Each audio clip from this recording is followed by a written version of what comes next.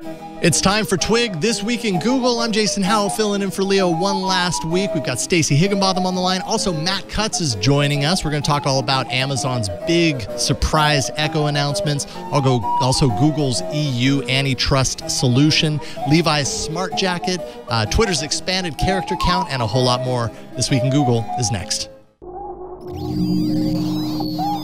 Netcasts you love. From people you trust. This is Twit.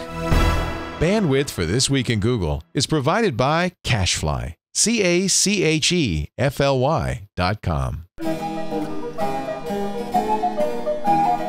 This is Twig This Week in Google, episode 424, recorded Wednesday, September 27th, 2017. The Echo Chamber. This Week in Google is brought to you by Casper, an online retailer of premium mattresses for a fraction of the price, because everyone deserves a great night's sleep. Get $50 off any mattress purchase by visiting casper.com/twig and enter promo code TWIG. And by Rocket Mortgage by Quicken Loans. Home plays a big role in your life, and that's why Quicken Loans created Rocket Mortgage. It lets you apply simply and understand the entire mortgage process fully, so you can be confident that you're getting the right mortgage for you. Get started at rocketmortgage.com/twig. And by Qualcomm Snapdragon Gigabit LTE. To learn more about fiber optic download speeds on your smartphone, go to snapdragon.com/gigabit. It's time for Twig This Week in Google, where we talk about, well, what else? Google. Sometimes there is a what else in there. We talk about the cloud. We talk about social. But we've got a lot of Google, a lot of Amazon, plenty of stuff to keep us on topic today. I'm Jason Howell. I'm filling in for Leo Laporte, who will be back next week. And there's going to be a lot of really cool stuff to talk about on the show next week. I kind of wish it was next week, because then we'd know what Google has in store as far as devices are concerned. But that's getting ahead of ourselves. I'm happy to be here, and happy as always to be joined by Stacey Higginbotham, creator of the IoT Podcast, IoTpodcast.com, and the Internet of Things newsletter, Stacey on IoT.com, and of course, co-host of This Week in Google. How's it going, Stacey? It's going well. I am joining you from my hotel room at an airport hotel in San Francisco. Oh, I was thinking that maybe you redesigned your home to look like an airport hotel room. Hotel? Yes, yes. Do you like my generic SF fridge? That's very nice.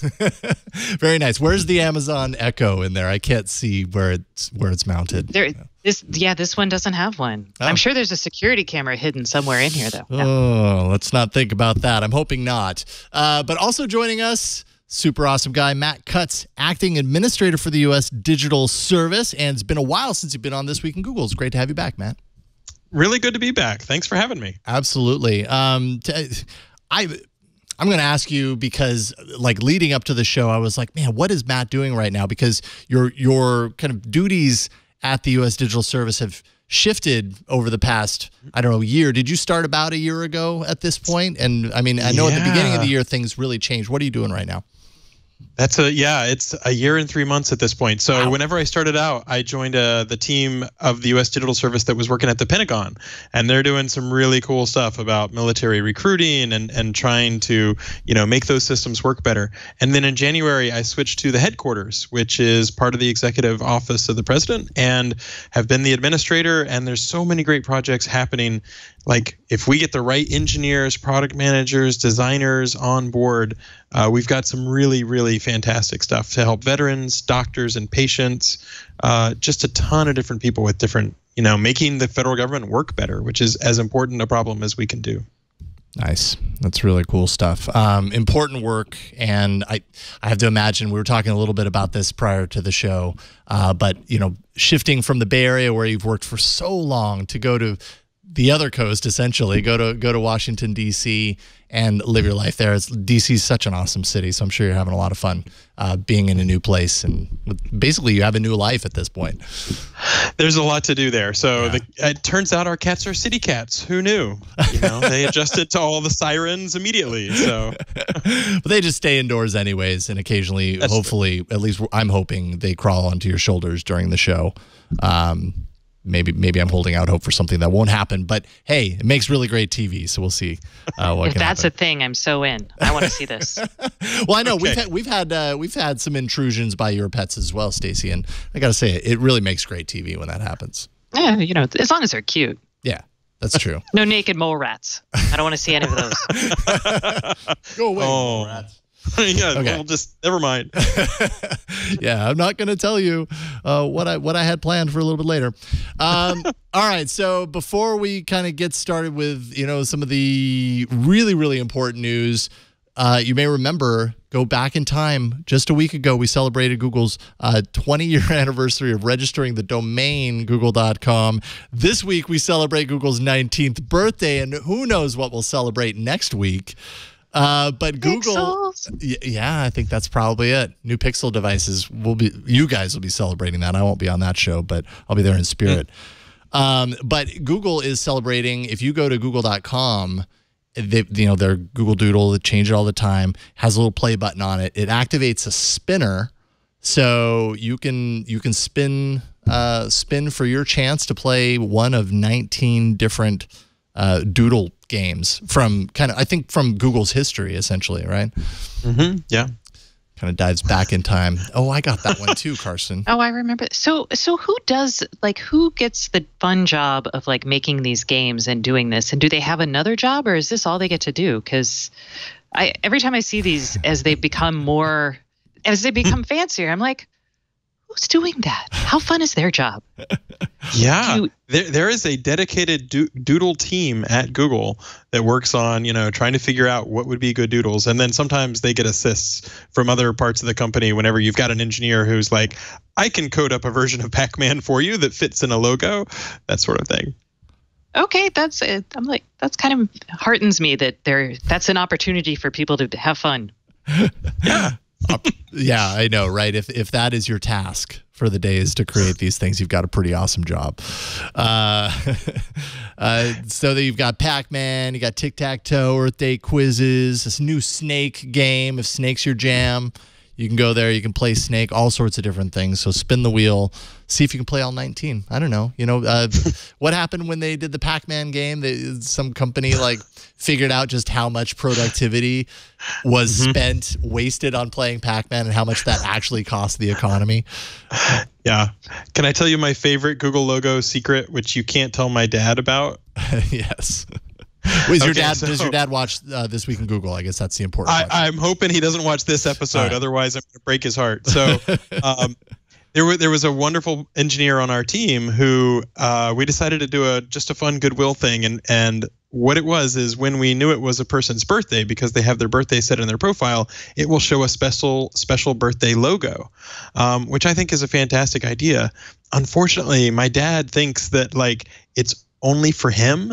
He doesn't realize that the logo appears for everybody, and it kind of is, for him, because a person on the web spam team coded that original incarnation up. But he thinks, oh, you still have some sway with Google because my birthday and you showed the logo, and I'm like, yeah, Dad, that's for you.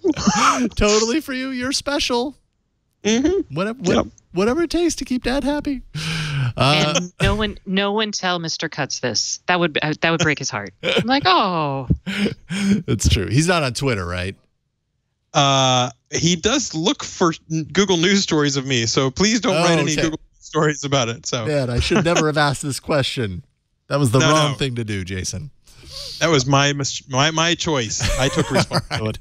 All right. Well, keep us posted on that. I'm sure he'll never find out, because really, that's what Google wants, right? It wants everybody to feel very special and continue using their products and continue sharing everything that you possibly can with them for all of that gain. Why don't we talk a little bit about this? Last week, we were kind of hypothesizing about the rumors of HTC and Google. We had heard at that point that rumors were saying that Google might actually buy HTC's mobile phone division outright. It turned out, I think it was the very next day we found out what actually happened. HTC struck a deal with Google that resulted in Google paying HTC $1.1 billion. And for that sum, Google gets around 2,000 HTC employees for its own hardware division. Not only that, Google gets non-exclusive access to HTC's IP library for their devices.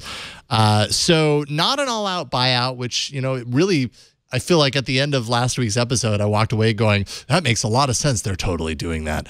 No, they're not. It's a stripped down deal as far as that's concerned, but still gives Google, you know, a pretty hearty boost when it comes to their hardware ambitions. You know, it's possible that they might work on their own SoC, possibly integrate even further tensor processing units, the TPUs, into the devices. We know that that's their plan. So 2,000 employees is nothing to sneeze at. What do you guys, what do you think about this? Did this live up to the hype? I guess we'll find out, but what do you think, Matt? So, or Stacey, actually. No, go, Matt, go. Oh, I'll just say at least it's much cheaper than Motorola. And then with that, off to you, Stacey. So, I am having crazy connectivity stuff. Sorry, you guys. Here, let me see if I can adjust something. That's okay. We can hear you. It's a little ramped down. You can hear me. We can still hear you. Yeah. Okay. Fabulous. Okay, so I thought it was, hey, it's cheaper than Motorola and it's cheaper than Nest, and it gets them a lot of credibility in this space. And I'm super excited because I want Google to have hardware that's awesome and user-friendly so they can actually start delivering on this promise of truly contextual information from their kind of AI backend. So I was really excited about this, and I'm kind of sad that the next phone I buy won't probably have a lot of this in there. That was my take. Yeah, I'm curious to know, like, obviously with the next Pixel devices coming out, we know that HTC is involved with one of them, LG is involved with the other. The smaller of the two Pixel devices, the Pixel XL2, or no, sorry, the Pixel 2, and then there's the Pixel 2 XL, which is the one that LG is involved with. I'm curious to know which one of these two, like being that they're produced by different manufacturers, how similar they actually end up being, which makes me think there's probably going to be some very subtle, if not so subtle, you know, differences between how these devices end up. But of those two devices, does the one produced by HTC end up being the better of the two? And, you know, how does that shape the perspective of this purchase in, you know, merely a week later after, a week or two later after it was announced, the deal was announced? I will say I have so this was the Nexus, so from 2 years ago, that was produced by LG, and that was the one with the huge flaw that makes it just stop working at a certain point in time.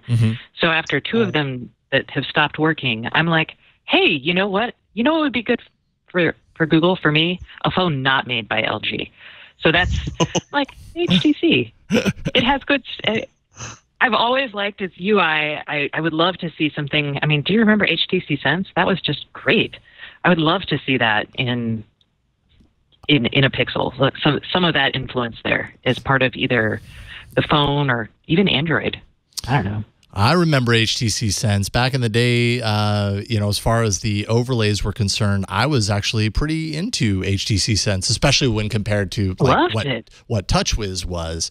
But then over the years, you know, at least for me, and I think a lot of enthusiasts have grown more and more accustomed to kind of like the stripped down, not quite so heavily influenced on the UI side of things, you know, version of Android, not quite so much with the overlay.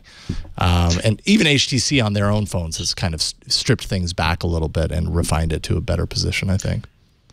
So I will give one power tip, which is if you do have a Nexus 5X still sitting around the house, and I've got one, and I've been a little scared to upgrade it because I'm worried, you know, that upgrading it might cause it to crash or brick itself. But if at least right now, if you go to the Google store, they have Pixels for sale and you can trade in your phone, and Nexus 5X is one of those that you can trade in. I don't know if it'll stick around for whenever the new Pixel 2 stuff comes out, but I'm like, okay, I can hold on to this Nexus 5X a little while longer and then use it as trade-in fodder so that I can get a little bit of a discount.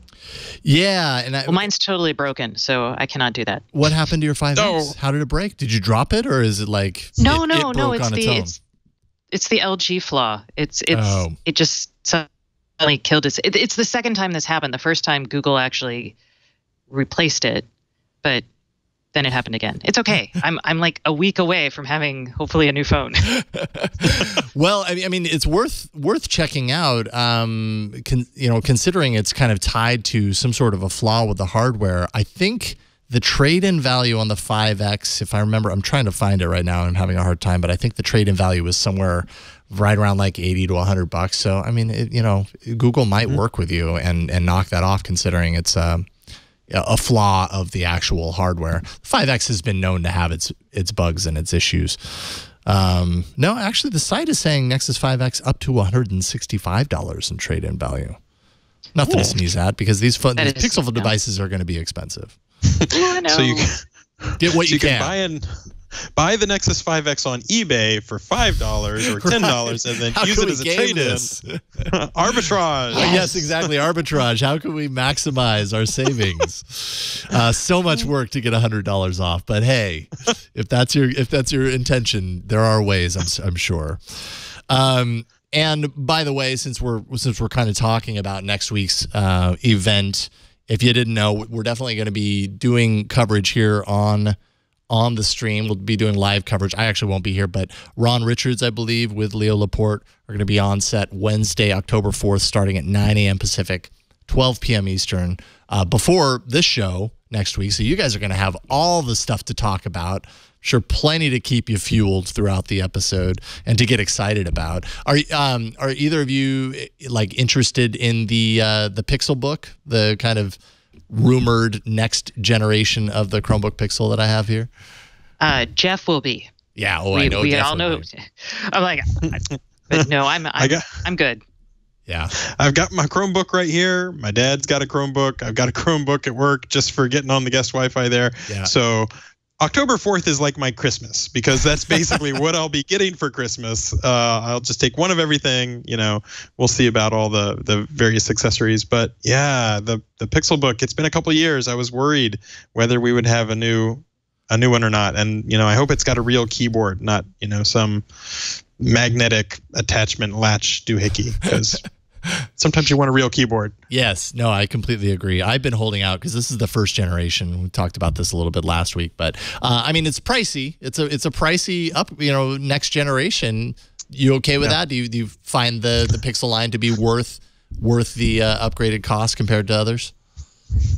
Whenever you make a user story for Pixel books and Chromebooks, like there's probably a picture of me right there, like, two-factor authentication and security keys and all that sort of stuff. It's right down my alley. So needless to say, you're all in. You're all in. Yeah. Also, just a little bit more information about the new Pixel devices themselves. We have now multiple sources to different publications, including Android Police and also to VGR and a few others, that are saying just a few tidbits, basically. Both of the devices are going to have stereo front-facing speakers. That, I'm guessing, is to, at least in some ways, will make up for the fact that there is no headphone jack. You're going to need a dongle in order to do that. But you get stereo front-facing speakers, so yay. Also, software-based portrait mode, so doing the kind of dynamic fading of the background or blurring of the background, keeping the foreground in focus, kind of similar to DSLR techniques that you can do. But this wouldn't be done with a dual camera. I have the Note 8 right here, and you can do that sort of thing, but it requires the dual camera array on the back in order to do that. And the iPhone 8 Plus does this with dual cameras. A lot of them do it with dual cameras. Apparently, these Pixel devices are going to have single camera and still be able to do this through software. We'll see how well that's done. I don't know. I'm a little hesitant on that one, because I feel like that's a lot. Computationally, that's a lot to pull off and make it look actually really good. But if anyone could do it, Google. I trust. I mean, Photos is such an amazing product, and I am constantly surprised. Like, even their scanning technology that's all software, and it's like magic. Yeah. Yeah, that's true. This is a good point. Photos is by and large one of my favorite all-time kind of Google apps and services, and that's because they do such amazing things with their computational stuff on the back end. And yeah, so I guess from that perspective, who's to say that they can't pull it off and make it look good? Also, music recognition from the lock screen. So think Shazam style recognition, but that's happening live on your lock screen. So if you happen to be somewhere and you're like, hey, I like this song, you just look at your lock screen and then you realize it's Justin Bieber and then you burn your phone. And you're like, wait a minute, did I just say oh no, the world is ending for me. Despacito. So that's either a feature or a bug, depending on how you look at it. Always on display, squeezable frame that we kind of knew about. And yeah, I'm sure a whole lot more. I'm hoping a whole lot more. At this point, we know so many things, or we think we know so many things through the leaks, that there's just no surprise left in the world anymore. It's like looking at your Christmas presents before Christmas morning. I mean, it really it's is. terrible. It really is. I used to do that. So I know this feeling of disappointment really well. I'm like, oh, this is so familiar. But in all honesty, I mean, what would you like to see? I sit there and I think about my phone and I'm like, it does pretty much everything I want it to do. And the things I want it to do, like float in the air after me. So when I'm not wearing pockets, I still have access to it. That's probably not going to be in this issue. So yeah, it's true. I mean, I have a hard time sometimes like analyzing how I feel about these announcements because I do what I do. And then I have a hard time analyzing how I would feel if I wasn't in the position that I am, where I review a lot of phones, I talk about technology all the time. Like, how would I actually feel? What would I feel like I really need out of another phone if I had last year's Pixel and this next Pixel is coming out? What would it take to kind of move the needle and make me feel like I need to buy this? And I think if I was just using it like, just a regular everyday user, I'd still be very satisfied with my current Pixel. It's a pretty great device. It is a good device, but I would so give up an extra millimeter or two in order to have more battery life. It feels like many people are like, look, the bezels are so thin and all that sort of stuff. I'm like, I just want a phone that will always make it through the day and into karaoke that night, because turns out you can do karaoke in DC. But all I'm saying is, like, you want to be able to make sure that phone can make it through the concert or whatever it's that you're going to. And after a year, the battery life always tends to go down a little bit. So whether it's more battery or, the ability to swap out a battery, that would be pretty nice. I'd take that over being waterproof. How often do you go swimming with your phone? I drop my phone in bodies, not bodies of water. Well, sometimes bodies of water. It's a hard thing to learn not to put your phone into your front pocket. That's. I would have thought I would have learned it by now, but no. The problem with that is you have learned it for like 95% of the time, but it's that one time that you lapse that is the time that it goes for a dunk, goes for a swim. Definitely been there. I'm happy to hear that these are probably going to be water and dust protected, have a better IP rating in that regard. But I don't know. I've been pretty satisfied with my Pixel. But of course, I will be eager to see what they have and probably get it because, hey, we talk about this stuff all the time on the network. It's kind of what we do here. Hey, what did you think about the Jacquard news? Project Jacquard, which is Google's, I guess it was I can't remember if it was 2 or 3 years ago at Google I/O.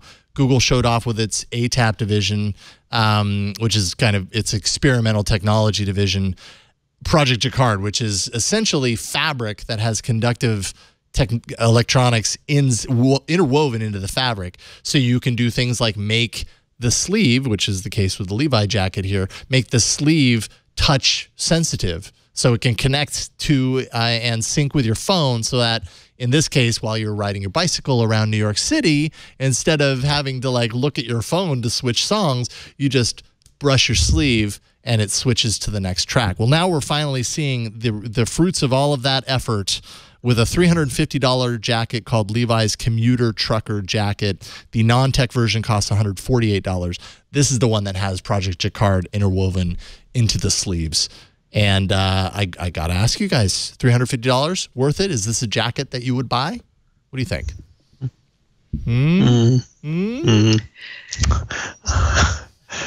I take that as a no. That's no, but okay. So you know what I would buy? And here's, I would buy actually Jacquard, probably not interwoven into my couch because my couch is going to last for, hopefully like 10 years, maybe longer.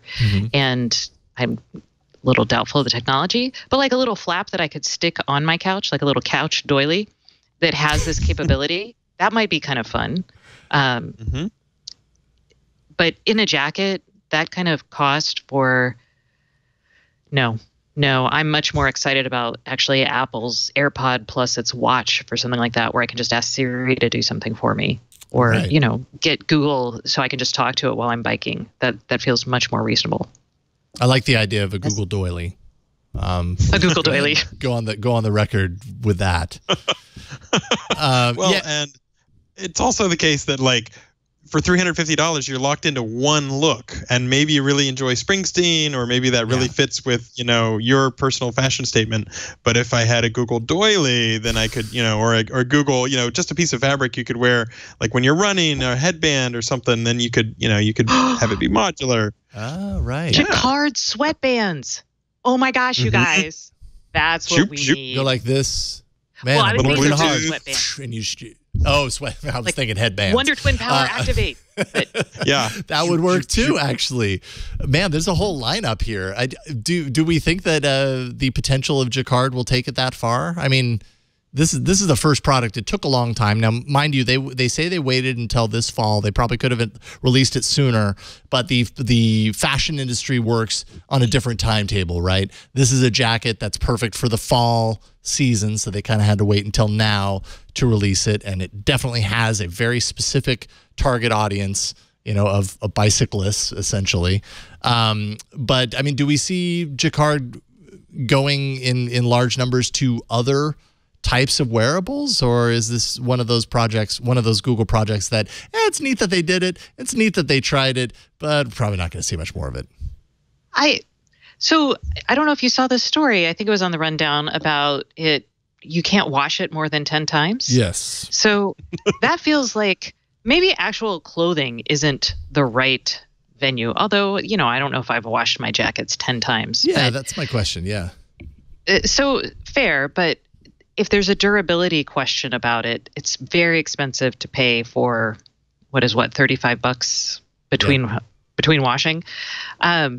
So again, clothes may not be the right form factor. I don't think doilies probably are either, but trying to figure out some sort of a place to put fabric, connectivity in fabric is actually a really cool idea. And I think it'd be interesting in like cars, like the upholstery in cars, maybe.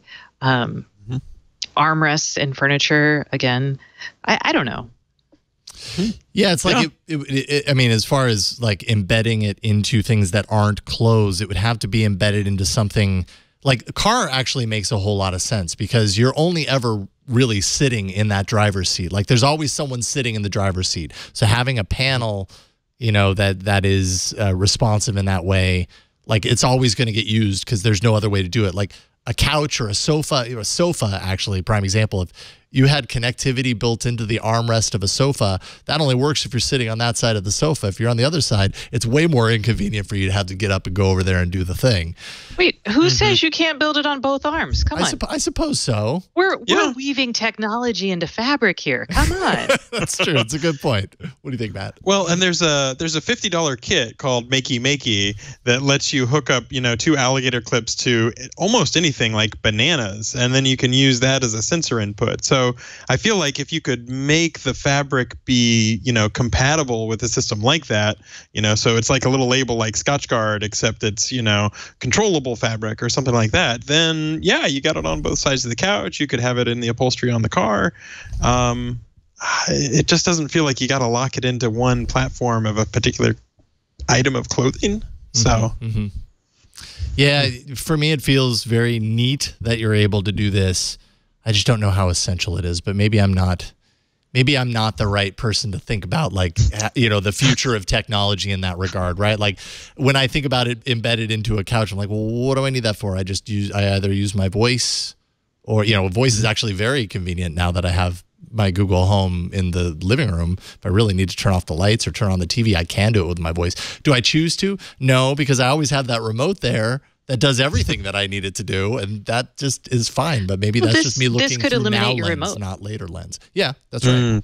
That's right. So for the people who lose their remotes all the time, perfect. It's now your couch. Your couch is now your remote. Yes. I like that. The biggest remote you have in your home is your couch. Let's hope you don't replace your couch very often. And also, washing your couch. How many washes until it stops working? Or how many times you're going to have to update the firmware on your couch? Or, That's what I'm worried about. Yeah, my couch has malware, so... Actually, what this means, though, is that in the future, we will have to plug our couches into the wall socket. Yes. This is a thing we are not used to yet. We get a couch, we need a wall socket to plug it into. Otherwise, that technology is not going to work. It needs to be powered somehow. Yeah. And it wouldn't be energy harvesting. Like, there's no kinetic energy on your couch. No, you're just sitting there. and then the next generation, they'll have all these features built into the couch, and so you'll have your kids telling you, "Well, have you rebooted your couch?" And you're like, right, "No, how do I do that?" Control Alt Delete on your couch. It's a pain. It's a pain. Man, I don't like the future at all. The future sounds inconvenient. We're back to doilies. That's really what it boils down to. Grandma's Google doily. All right. I like that. I think that's a good direction. Real quick here, one thing that we didn't touch on that I doubt this is going to appear next week, but this is new information that we have about Google's plans to work with Google Home and kind of spruce it up with a larger premium model. Apparently, they're working on a version that has stereo speakers. I don't know how you do that in that small form factor. Maybe it's not a small form factor. Maybe it's like a boom box. That would actually be kind of cool. The Google Home Max is apparently the internal name for it. That's tentative at this point. It would be to challenge the Sonos Play 3 system. Would be using premium materials, premium build quality. And yeah, I mean, I guess this makes sense. And we'll talk about Amazon's big stream of announcements that kind of ties into what Google is probably doing as well. It seems like they're both kind of building out their portfolio around this type of hardware. But do you think a stereo Google Home is necessary? Maybe it's not as much stereo as it is hi-fi version of Google Home. Either of you want that? Do you use it in that way? I'm a skeptic.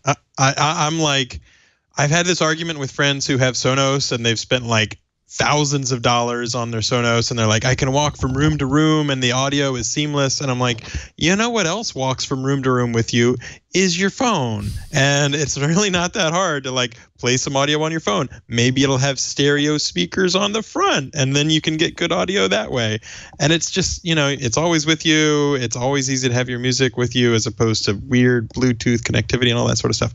So I don't know. I tend to be a fan of like, I'll just have one device and carry it with me rather than like blanketing my home in speakers. But that's just me. Wait. So you listen to actual real music on your phone and you just walk around with it and you put the phone down and you listen to the music coming from it? Yeah, I'm also a barbarian. Like I, eat out of the can, and no, so don't listen to me. No, I'm just making sure I understood this. I'm like, so you just okay. So wait, this happens? Yeah. There's zero configuration. You have one device.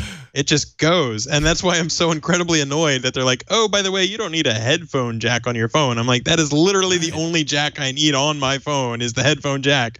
They're like, oh, it's got to be thinner. I'm like, no, it doesn't need to be thinner. It needs more battery life. Sorry. Okay, I'm into rant mode. Oh, so you listen on a headset? I do both.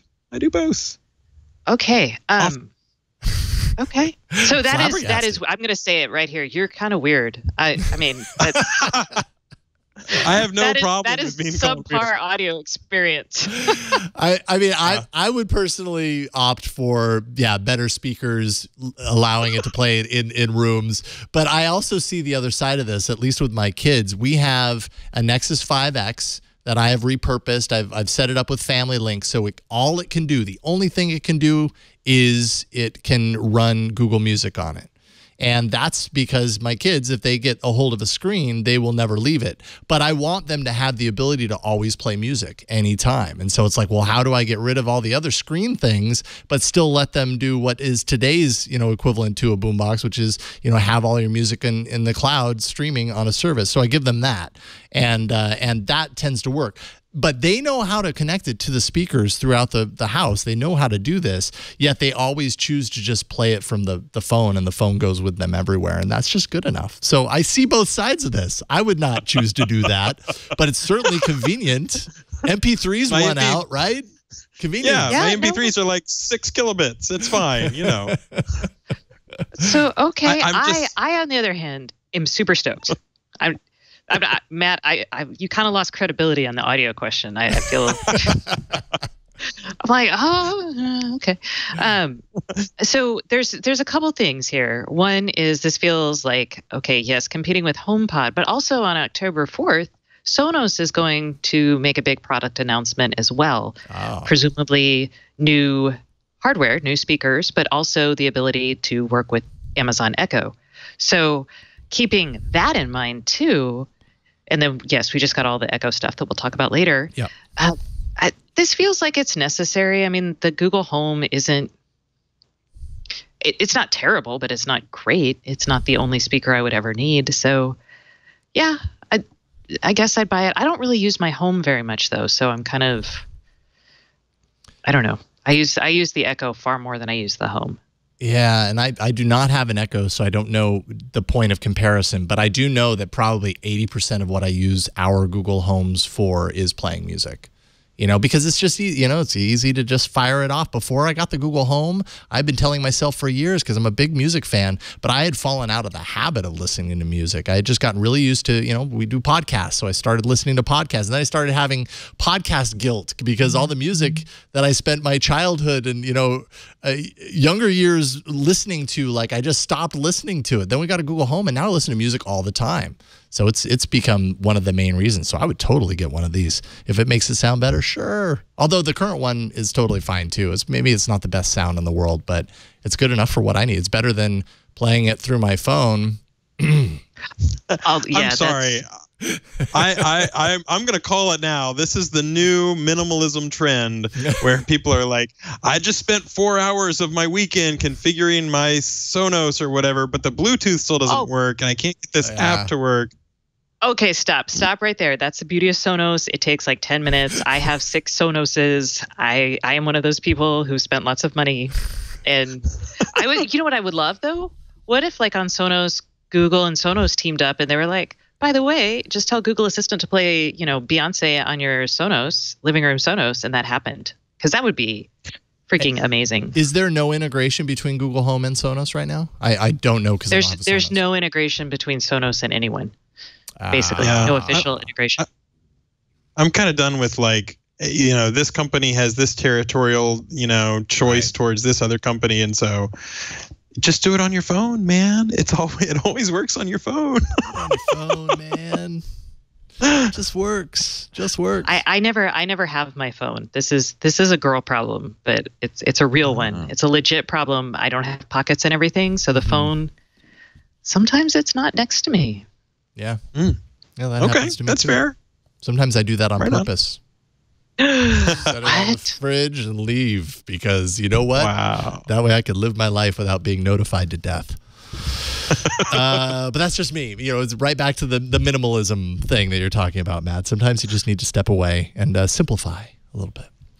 Let's take a quick break and thank the sponsor of this episode, and then we'll get back to talking more about Google and also Amazon's big announcements. We keep mentioning that, so we should probably get to that at some point. But first, let's take a minute to thank Casper, the sponsor of this episode. Casper is an online retailer of premium mattresses for a fraction of the cost. We have 2 Caspers in our house and a third mattress that is not a Casper, and it is on our list to replace that with a Casper.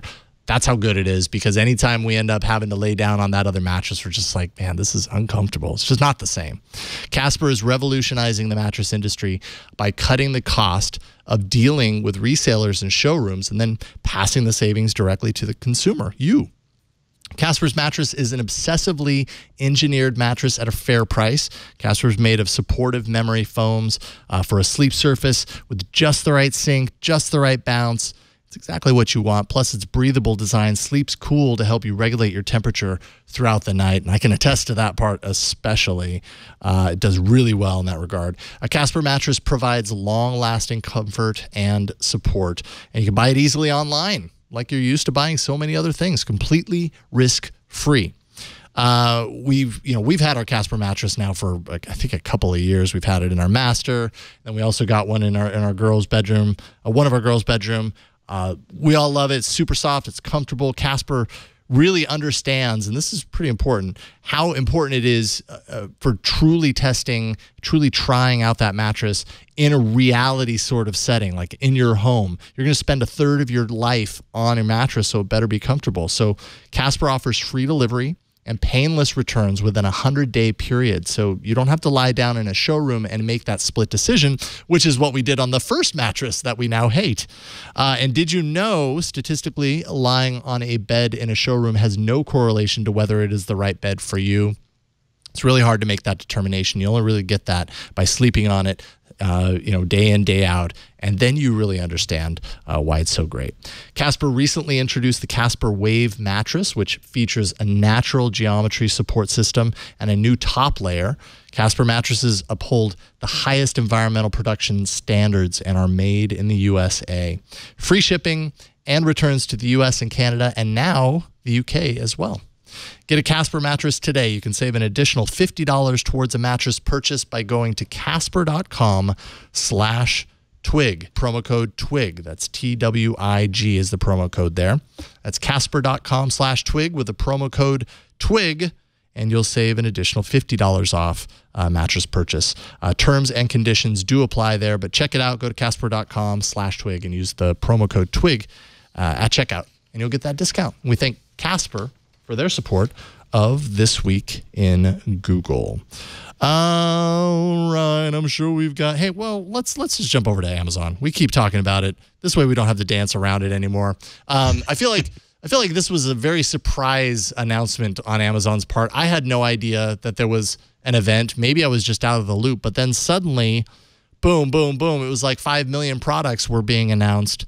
And we've got them all here. Well, we don't have them in studio, but we've got them to talk about. Amazon showed off first a new smaller Echo device. It's wrapped in cloth. It's not quite half the size, but it's probably like, I don't know, it probably cuts off a third of the size of the original Echo. But it's wrapped in cloth, so maybe it fits into your home a little bit better. $99. You could get a 3-pack if you like buying in packs for $250. You just add 3 to the cart, and then you get a $50 discount applied there. And apparently with a 3-pack, obviously, it offers the Echo's new multi-room functionality, so you can get these between rooms like we were just talking about. Matt will not do that. Many others will. And then you can also make free calls in the U.S., Canada, and Mexico, as well as 911 calls. I'm assuming that's because you can plug the phone into this, which that's what you can do with another device they announced, which we'll talk about in a second. But smaller Echo, $99, so lowering the entry point for kind of what used to be premium Echo functionality. What you think, Stacey? I know that you are an Echo user. What do you think about this? Man, I'm super excited. Now, so I looked at this and I was kind of bummed that I do not have like the wood grained, the faux wood grained Echo. I'm like, oh, that's kind of neat. I have, let's see, in my house I've got 2 Dots and two normal sized Echoes, and so I'm running out of rooms. I could buy one more and put it in. I've got one more room I could use it in. So. I probably would buy it, but I may actually go for, there's 2 other products that I'm really excited about. So okay, the Plus, let's talk about the Plus. All right. Well, the Plus it's kind of hard to call. I mean, well, okay, so the Plus is the more premium of the devices that they showed off today, although it's still cheaper than the current Echo. or the original Echo. It's $149, which is $30 cheaper than the original Echo. But the Echo Plus retains the bigger form factor of the original. They've kind of redesigned a little bit of the material and everything to make it look a little sleeker and everything, a little bit more refined. It has a built-in smart home hub for smart home control. It also includes higher-end sound and components for those who play their music through an Echo and not on their phone. It ships with... Sorry, Matt, I can't help it. It's all good. It's all good. Ships with... I'm proud. Yes. Wear it like a badge of honor. It ships with a Hue light bulb in the box, which I think is there to kind of prove that this is meant to be a hub for your smart home. Stacey, do you know what is the standard that's built into here? Because I have Hue at home, and it requires a Hue light bulb hub. The Hue uses Zigbee, but it uses I think Zigbee HA. So Zigbee is kind of a pain because there were many variations on this standard software profile, so things could get kind of wacky between things. But the fact that there is no hub, they're basically saying that, hey, the Hue guys are like, yeah, this thing talks Zigbee, and we're going to just talk to it, and you don't need a hub. As someone who has, I kid you not, 10 different hubs, I can see if I bought one of these, I could get rid of like 6 of them, which totally worthwhile because my little server closet it's the hub home. And I would love this. And, everybody who listens to my show would be excited too, because I give away my hubs when I'm done with them. So they'd be like, yeah, I get a Wink hub. I get a SmartThings. You get a Philips Hue. So basically this hub is going to replace multiple other hubs that you have serving different purposes. Yeah. Okay. That would be my hope. I would lose the software functionality. So and this is something to think about. Like if I had this and I had the Philips Hue bulb, would I use the Philips Hue app or would I just run it through the Amazon Echo? Right. And that's a real question for people who are partnering too, because Philips Hue wants my email address. It wants all this data and information for itself. But if it's going through the Amazon Echo, how does it feel about that? I don't know. Yet they packed in a Hue bulb in the package, so they're okay with it. that are they? I mean, did Amazon actually? Because Amazon doesn't always ask about this stuff. It's like, hey, we had some Hue bulbs in inventory. Let's toss these in. That's true. Sweeten the deal. I assume that's not what happened, but I would not put it past Jeff Bezos. Yeah. What do you think, Matt? You have Google Home, I'm assuming, throughout your home, but what do you think? I do have a Google Home. I also have the Amazon equivalent. I am breaking new pioneering waves in dumb home technology. So, just the amount of work to try to control a lot of this stuff. I'm like, you know what? I'll just get up and turn off the light switch myself, So I'm like adding a skill to this, and then you got to reboot. So I'm just I'm playing around with going super, super dumb. And just trying to use those cycles for other things these days. So we'll see whether that works out. I'll report back on the experiment.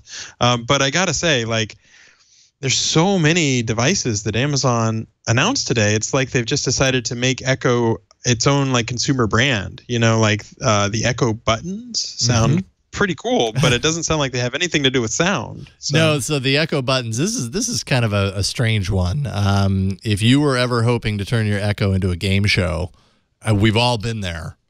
Now you can. These buttons are for interacting with Echo devices for family, well, not just family games, but for games. Trivia was one example that they used. So basically, you get a 2-pack for $20, and that'll release timed with the holidays. But it's kind of like that. What was it? Staples had their big easy button or whatever. It's kind of like that. But it works with the Echo devices so that you can kind of ring in. And it has an LED light that lights it up. I don't know. So that one came out of nowhere. But I can understand. That would probably actually be very fun. It's the first in Amazon's Alexa gadgets lineup. So there will be more in this gadgets category. I think this is awesome. And I'll tell you why. Yeah, tell us why. So I love gameplay. My daughter and I actually, we do the Jeopardy skill. We also do Would You Rather, because she's a tween girl, and that's like the best game for tween girls. So I can see us having a total fun. It's like totally a stocking stuffer kind of idea, right? It's $20 for a 2-pack, For two, or is it 40? Yeah. No, $20 Yeah, so for $20 for two.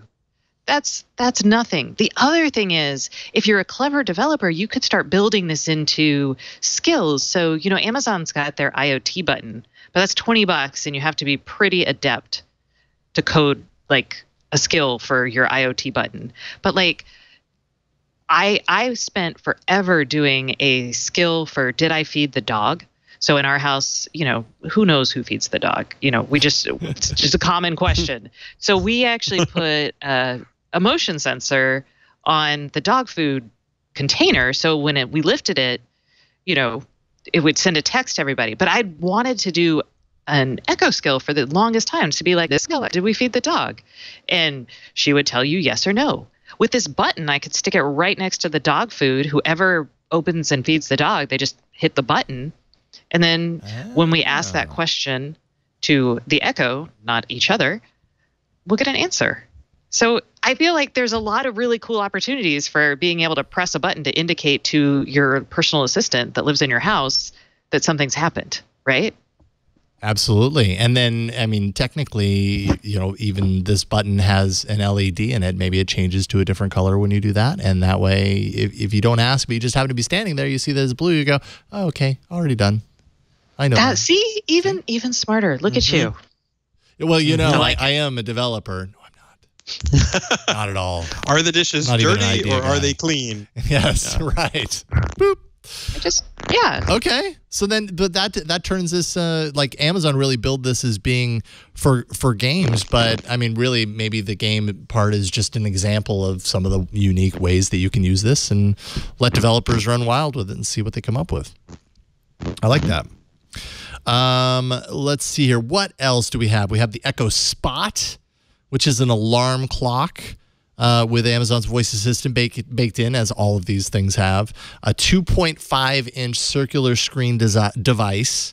It has the ability, you know, so it's got a full screen there. You can view cameras, hold video calls, of course, watch video news. I'm sure you can watch videos on there if you really wanted to, although the circular screen might make that weird. But it has the ability to control your smart home, Bluetooth capability, 3.5 millimeter stereo cable if you want to take your audio out into your home, you know, into your bedroom, let's say, have speakers and a setup there so that you wake up to nice, pleasing music, maybe Katy Perry or someone. Woohoo! I don't know. $129, ships in December, pre-order now. Was this the other device that you were really excited about, Stacey? So I was excited about this, and then I learned about the camera feature. And then I was like, oh, if I could do a video call on this, that means there's a camera in it. That means I don't want to put it next to my bed. Right. I mean, I do actually trust Amazon quite a bit, but I don't trust anybody that much unless there's like a hard shutter for it. Right. But it's so cute. Yeah. I mean, it is cool. I mean, yeah, maybe you get that and you throw the little of the tape over the camera, and then, you know, if you really need to use it. But then you eliminate the cool, cute design. That's true.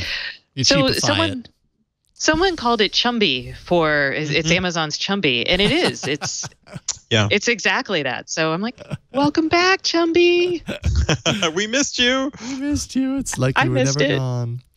No, the button is my favorite thing. The little LED game buttons. Okay. Awesome. They're fun. And not to mention inexpensive, so you can get a ton of those.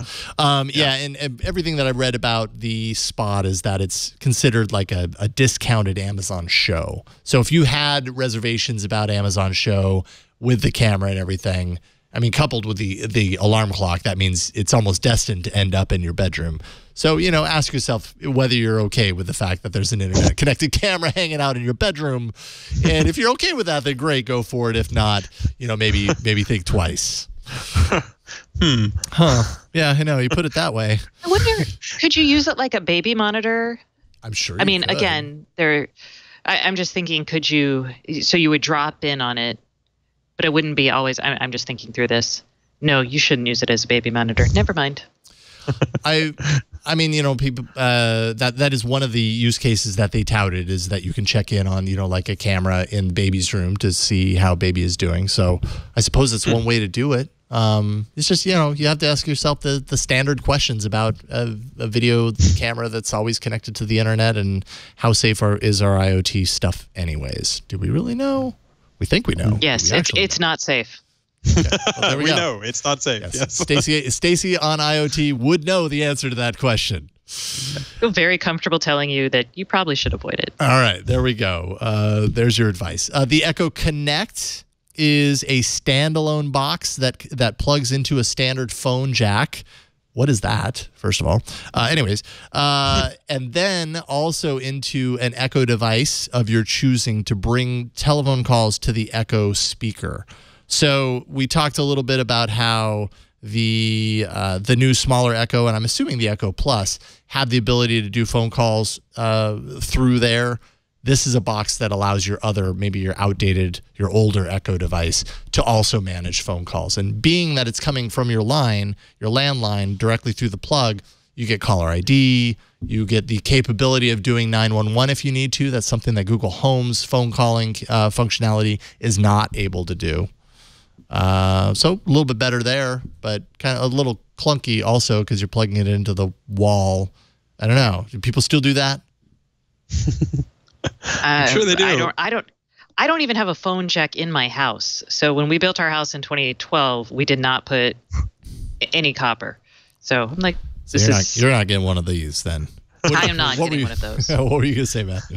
I was just gonna say, like, I recently filled out a form and they're like, yeah, just fax this back to this number, and I'm like, look, I may be old school, but I'm not an actual caveman. Like, where are we gonna have a fax line with a landline where we can? Come on. Let me scan that and email that to you. Yeah, same difference, right? I mean, it's literally the same thing, except it's coming to you through your email and not through a phone line. But I'm still scanning it the way I would if I faxed it, because that's how you do it now. Yeah. DC still has fax. Like, I remember, like, 2 years ago applying for press credentials for a Senate hearing, and they wanted me to fax something in, and I was like, huh. DC is pro fax. There's a lot of things that technology has not completely saturated DC yet. Let's just put it like that. Kinko's. If you need a fax line, Kinko's. Yeah. Or is it the FedEx store now? I guess. Yeah, I think it's FedEx now. Yeah, I believe. I don't know. I'm trying to think of the last time I actually set foot in a Kinko's or a FedEx store. It's been a long time. Probably the last time I needed to send a fax, actually. Yeah, that's right. Yeah. Okay, so probably not selling a whole lot of those, but Amazon also updated, man, they just keep coming, the Fire TV to include 60 frames per second 4K. The previous version had 4K. Now it's 60 frames per second, but it also now includes HDR support, high dynamic range. It's a small, flat dongle. It hangs from the HDMI port behind or aside from your TV.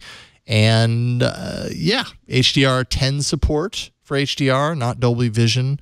Dolby Atmos support for audio, which, curiously, Apple TV 4K, which Apple announced a couple of weeks ago, swaps that. It actually supports Dolby Vision for HDR and HDR10 for audio. So, they're just a little bit different. But this one's costs, I think, a decent amount less. It's $70. Pre-order now for October 25th. Either of you Fire TV users? That's one set-top box that I've never gotten, though I've heard really good things about it, but I've never tested it out myself. Chromecast and Roku. Yeah. Yeah, Chromecast for me. Yeah, pretty much the same for me, too. Which is weird, though, because now with the Fire TV, with the Echo, you can do the cool stuff that you can do with Google Home in the Chromecast, which is like play... what's it called? Big Little Lies, or what's that? I'm terrible. Okay, play Game of Thrones on HBO, and it'll do it for you. So that's actually a really cool thing to be able to do. Yeah. But again, I'm not gonna. I don't want to go and buy. Here's my Fire TV, because right now I've got this in my living room, and I just get along, you guys. Are we going to talk about? Are we going to let Amazon and Google collide and talk about what is it? not playing YouTube on the Echo Show? Sure. Let's do it right now, in fact. I think that's right. Well, wait, are we done with all of our Amazon announcements? I think so. They also had an announcement about BMW bringing their voice assistant to BMWs in 2018, but that's really all there is to that. Mid-year next year, they're going to have far-field microphones throughout the cab, inside the vehicle, and have it integrated into the infotainment system. Not as flashy, but interesting that all of these things are being embedded and baked into the interior of vehicles. I'm wondering what that means long term for the resale value of vehicles. Like 5 years from now, will that still be a thing? And will it just be like, oh, really? You've got that in there? Yeah, that like fizzled and died a couple of years ago. Let's hope not. Let's hope that doesn't happen. Built-in 8-track. Yes, exactly. Who knows? At some point, it'll be outdated. How long is that point? Who knows at this point? But yes, let's talk about the Amazon Echo Show.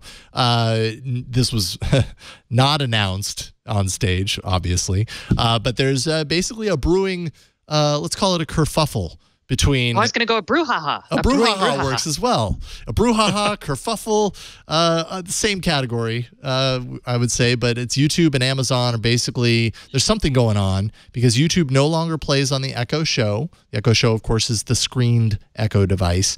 It says when you try to do that, it says Google doesn't support YouTube on the device anymore.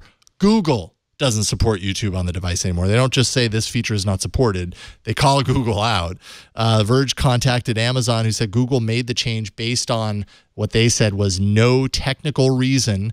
And they also said that's very disappointing. It hurts their customers, both of their customers.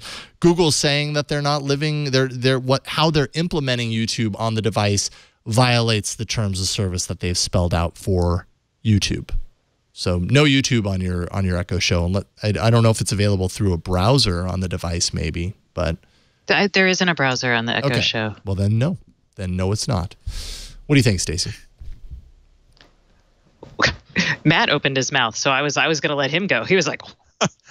The only thing I was going to say is that it reminds me in 2013 there was a little bit of a brouhaha or a kerfuffle, however you want to say it, about Microsoft wanted to get YouTube on Windows Phone. Yes. And it's a very sort of similar sounding argument where Microsoft was like, oh, they're blocking us, and Google was saying something along the lines of, you're scraping us when you're supposed to use this API. And so we'll see what happens, whether they can come to a common understanding. I mean, it's definitely the case as a consumer, no matter what device you have, you want to be able to, see all of your shows and watch all of your stuff. But like if I'm on Amazon, I would also expect to be able to buy a Chromecast and an Apple TV. And it sounds like sometimes Amazon, even though you can buy almost anything on Amazon, doesn't sell, some devices from other manufacturers. So I understand why a company will have this sort of reaction on both sides, but as a consumer, you just want everything to work together. Yeah. So go for it. So Kevin actually brought this up on our show. So apologies if you listen to both Twig and our show, but we talked about it, and he said that it's possible that Google is reacting to Amazon because Amazon uses a forked version of Android, that they are maybe not agreeing, or they're maybe not implementing the right licensing terms for playing it on a not Android-based device. But so that was his thought, and he brought up the Windows thing as well. So I haven't had a chance to email Google and test that theory, but it sounds very credible. So I was like, okay. Well, and YouTube is a separate part of Google/Alphabet, and so like there is. I remember seeing a YouTube app for, I forget if it was the TiVo or the Xbox or the Xbox One, but like if you work at YouTube, you want as many people as possible to be able to watch YouTube. So hopefully we'll get more details about exactly where the breakdown happened and whether it can be fixed up. I hope so, because my gosh, my daughter and I watch our Corgi videos at breakfast time on the Amazon show. And that is a treasured time. And YouTube has the best Corgi videos. It's true. We all know this. Everybody knows this. Even the Queen of England knows that. I was going to say even dogs know it. Even corgis know it. Yeah, that's a really good point. I had not considered that, Stacey, and by extension also Kevin. He's the smart one. The Fire tablets don't have any of Google's apps on it because they don't adhere to those things. It's a forked version. So therefore, if you want to get YouTube on there, like I always think of YouTube, when I think of YouTube, I think of it as being truly cross-platform, like Google's, strategy is YouTube in all the screens and in all the places. But I mean, it's actually not true when you look at it that way. And Amazon's nothing to sneeze at as far as, the amount of eyeballs that could potentially hit YouTube. It's just YouTube doesn't end up on those devices. If you want to actually install it on there, you have to jump through some hoops. You have to be very specific. You're not getting it through the Amazon App Store. So you have to kind of sideload them yourself. That could be kind of part of what this is all about. And that's you have to sideload Amazon's video stuff and Amazon's apps. Not all of them, but some of them, the video playing ones, you have to sideload onto an Android handset. Used to. Which... Actually, You don't anymore? No, a couple of weeks ago. This only happened like 2 weeks ago. My phone died, so I switched. Amazon just released to the Play Store, Amazon Instant Video, a couple of weeks ago. Yes. So you can download it. You can't Chromecast with it because, as we know, Amazon is not very pro Chromecast. No.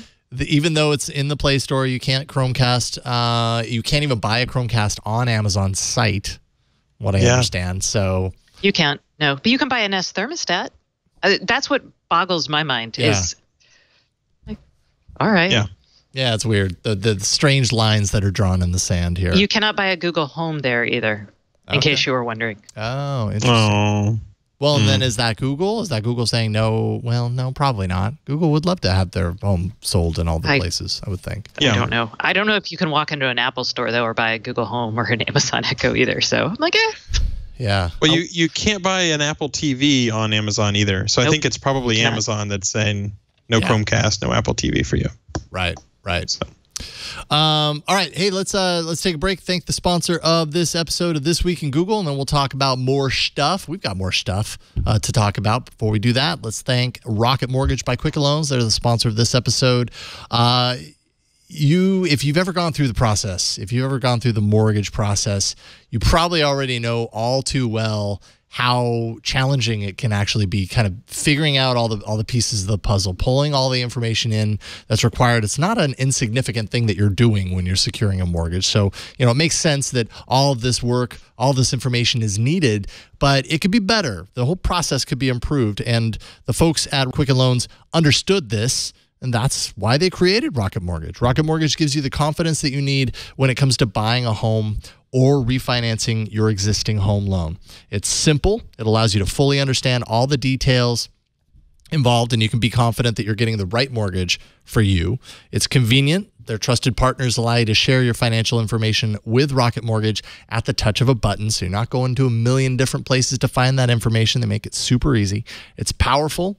Whether you're looking to buy your first home or even your 10th, Rocket Mortgage is able to perform thousands of calculations in seconds based on your income, your assets, your credit.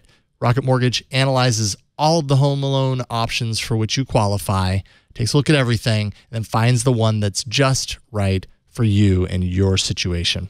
Rocket Mortgage by Quicken Loans. Apply simply, understand fully, mortgage confidently. To get started, go to rocketmortgage.com/twig. That's rocketmortgage.com/twig. Equal housing lender, licensed in all 50 states. NMLS, consumeraccess.org, number 3030. And we thank Rocket Mortgage by Quicken Loans for their support of This Week in Google. Let's see here. Oh, real quick before we move out of Amazon, because we missed this last week, and I'm actually stoked that you are both here because we can talk about it a little bit. So this is a little bit old news, but it's worth talking about because the intersection between Amazon and Google on this one is very strong. Financial Times reported that Amazon has its own smart glasses in the works. Here we go again. Bone conduction for audio, so no in-ear design. And if I remember correctly, the original Google Glass did that. No screen, no camera. So in many ways, it would be addressing some of the critical components of Glass that a lot of people that were critical of it were so because of the camera primarily.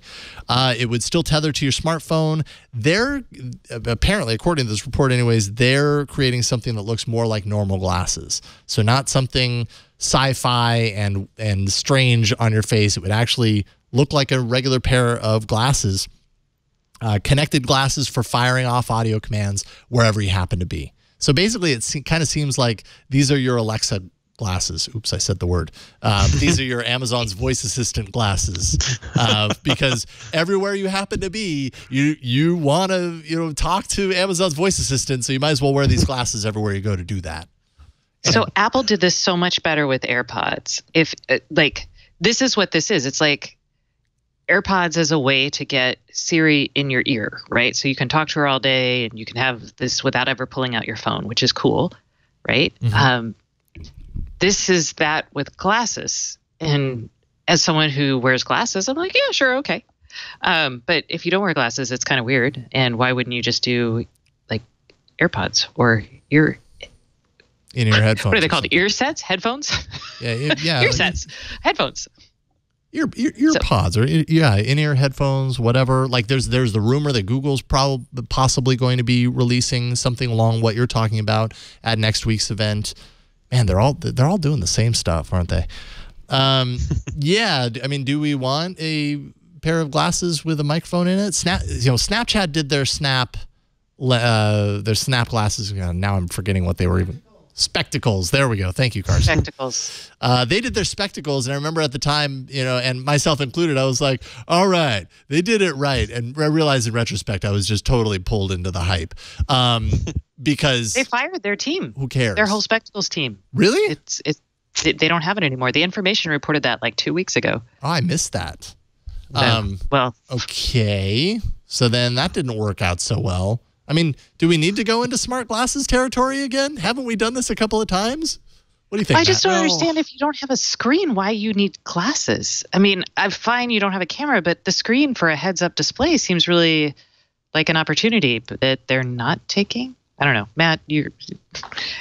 Yeah, until there's a useful screen, I will probably hold off. But I will say, like, if they had glasses that had a useful screen, that's a little bit of the dream, right? Because I mean, then you could do some pretty amazing things. But I'll be curious to see what this actually turns out to be, because Amazon does a very good job of having a clear purpose. Like here's a device where you can plug a phone in and you're able to have a phone line. They don't just throw out devices that don't have a purpose. But I don't quite get what the purpose of this device would be. So maybe that'll become more clear as we get closer, or if they release it. I feel like the Echo Look didn't have a purpose. I think as Amazon starts playing with this stuff, they're getting maybe a little further from things that have a useful function. I don't know. But yes, still, I'm with you. Well, yeah, it kind of feels like Amazon right now is firmly in the let's throw stuff at the wall and see what sticks territory. Because, I mean, in today's announcements, were not insignificant, but boy, were there a lot of them. And you have to imagine with that amount of product announced at one time, some of that's going to rise to the top, and some of it's going to be like, okay, well, we didn't see a second iteration of that because it just didn't go anywhere. I mean, hey, it's not like Amazon's hurting, so they have the ability to throw all this stuff at the wall. Well, why not do it? I just don't see any purpose for having a pair of glasses that's just a voice assistant microphone, which is kind of what it sounds like it is. Yeah. Today was the first day where it really felt like Amazon was throwing a bunch of different stuff against the wall. Mm-hmm. And you think about the Nexus Q, you can have a really good idea, really good execution, but the ability to get to people's mind share, is everybody going to learn about what the look is versus the this versus the that? It's a harder sell. So. Yeah. And it has to be a That's true, magical combination of what it actually offers and how much it actually costs, which was one of the failings of the Nexus Q is, nobody's going to buy it for that price. It's maybe a great device. Was the Q that octopus thing? The black octopus thing that did something with your television? Yes. And that's that's pretty much the marketing strategy for it, was just what you said there. That's about as obvious as it was at the time. I thought it was more audio. Yeah. But... Well, no. Oh. So it's, you plug it into your TV. No, you're right. It was HDMI. Right. However, it was also partially audio because it had actual speaker, an amplifier inside of it, and speaker outputs to drive a pair of speakers, like stand-up speakers. So it would bypass any amplifier that you're likely to have, and it would act as your amplifier and be your stereo, essentially, for just that stuff, which was just play movies, play TV, YouTube content, and play music. That's all it could do. I wonder what it's like to be a part of a team where, as soon as it gets announced or pretty shortly after that, you're like, it was a great idea. You worked really hard. It's a beautiful device. Sorry, this Juicero or whatever it is that you've worked on, it's just not going to work out. And then you've got like, well, I made a thing and I made a physical artifact in this world and it's really well designed. It's just the price point isn't right, or it doesn't meet what people are looking for, or the company just doesn't want to get behind it. That's got to be frustrating. Oh, I can't even imagine. Chumby. It all comes back around to Chumby, doesn't it? And we're back. It's true, though. You spend all that time. The device, I mean, I have it in my office because we got it, at Google I/O that year. And I'm proud to have it because I remember when it came out, it was really a symbol of like Google's taking hardware in-house. We designed this. We did this all in-house. This is what we're capable of. And it was just, there were parts of the execution, maybe not necessarily with the hardware itself, but there were other parts where you just kind of scratch your head and wondered, why is this so limited in use? And why is it 3 times more expensive than everything else? And why is there an amplifier in there? Is that why it's 3 times more expensive than everything else? Because I didn't need an amplifier. There were just a lot of questions. But hey, now Google has a lot happening in hardware. So I think the roses that come from a situation like that those people that worked on that can smell. That's weird. That's a weird way to put this. Is that it leads to other things, right? It got Google through this awkward beginning stage and got them to where they are now, producing a lot of really great hardware that people do. We all have an ugly adolescence. I mean, really. Yeah. It paved the way. We couldn't get where we were now without having, these sorts of experiences. Yes, those pimples and. I was like, "There's its and braces." It was the Q. The Q was its and braces years. Yes. I wanted to bring this up. It's not a Google thing, but when I was at CEDIA, was it 2 weeks ago? I've been all over the place since then, but I saw these. Because you mentioned the BMW thing, but there were these amplifiers and speakers that were built. You put them in your ceiling. They were made by a company called Origin Acoustics, and they had little Echo Dots. So you would buy the Echo Dots, you would pop it into this little speaker amplifier thing. You would pop that into your ceiling, so you'd have a much better speaker. You'd have power for the dot, but then you'd have basically however many speakers you had in your room, you'd have the mics for the echo. So basically it turned your room into like an echo chamber. Nice. I thought that was actually kind of a really neat idea, and I loved it. Like, it's a great way to think about using the dot form factor to put, once you start adding context to those rooms, then it becomes really powerful to be like, hey, Madam A, turn off the lights. And if it knew like where you were, then poof, that would happen in that room. I don't know. I just kind of got really excited about that. And I was like, when are we going to see something like that from Google or even Apple for HomeKit? I don't know. Man, sorry. I'm just throwing that out there for you. That is not an inexpensive upgrade either. The amplifier retails for $1,500. This is like Echo Dot. This was CEDIA. Well, this is CEDIA. So this is basically your alternative there is to buy a fancy speaker to go in your ceiling anyway. These are good speakers. They're not dot speakers. Got it. So Matt, you with your phone probably would not go for this. I would not, but then I would argue my life would be simpler as a result. So, which would leave me more time to read tech news, like the fact that Bill Gates uses an Android phone. Very nice. Very nice. What? Yeah. Oh, I couldn't believe that. Told Fox News Sunday that he now uses an Android phone. He did not mention the model, but he says he has, quote, a lot of Microsoft software on it. Which I'm not surprising. But Microsoft's been doing a lot in Android. They've just been doing a lot in general, building up their software for what would be competing platforms to its own mobile operating system, if that was really as much of a thing as maybe it used to be. It's not much anymore. But yeah, I mean, I guess not surprising that if he has one, it would be loaded with Microsoft apps. But I guess, my thought on this is Microsoft's made it really easy to be an Android user and still be all in on Microsoft services. And this is one example of that. It feels like the switch over to Satya Nadella, like I understand how Microsoft would be attached to the Windows platform, but Windows Phone not doing well might ultimately be a really good thing for Microsoft, because they're like, okay, let's get back to our roots, making great software for lots of different devices and lots of different situations. And they have that core competency, the Hyperlapse app. There's a ton of really, not just, the normal bread and butter core apps like Office or what have you, but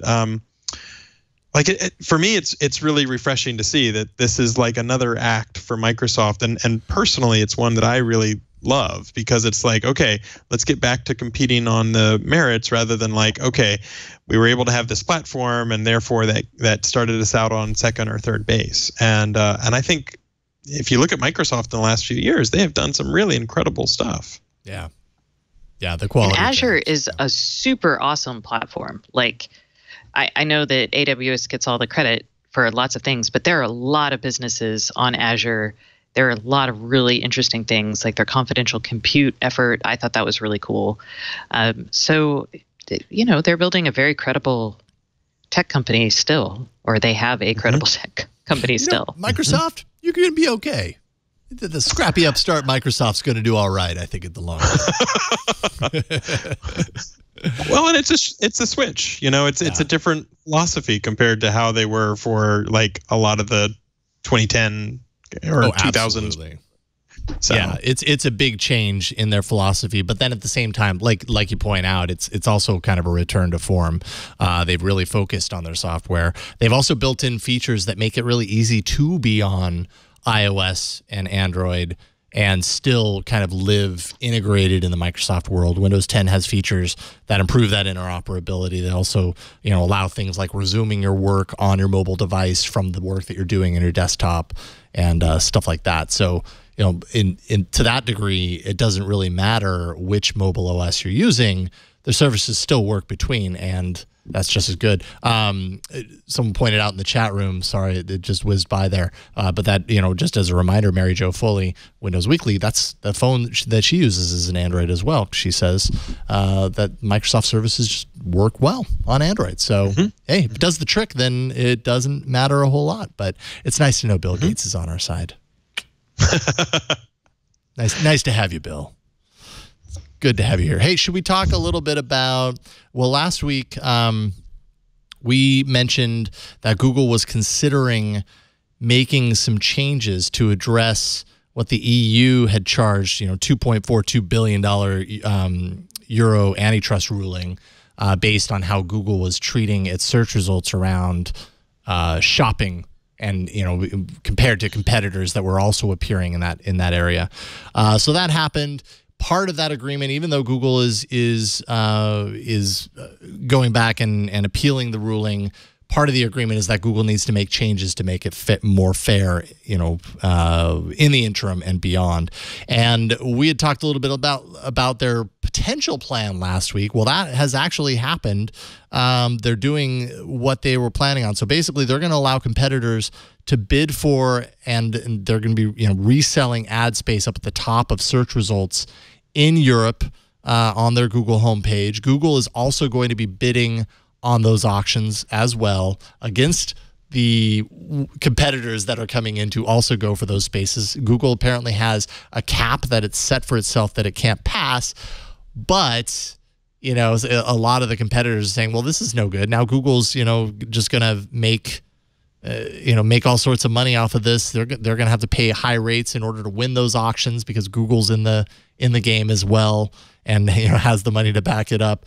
They say it's operating as a separate business in these auctions to be fair to competitors. Google says this.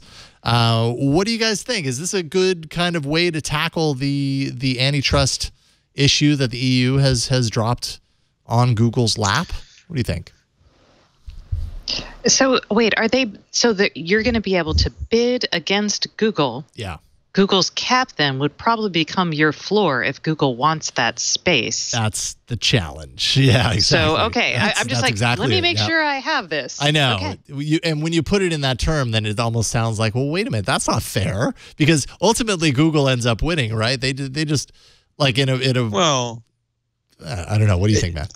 I mean, it sounded more like there will be bidding and then there will be a limit above which Google might not go. And then if people wanted to go above that, then they're guaranteed. But I thought the other article in the rundown was also super interesting because it was in Bloomberg. It sort of says the remedy that Google proposes will be tested by asking Google's competitors what they think of it.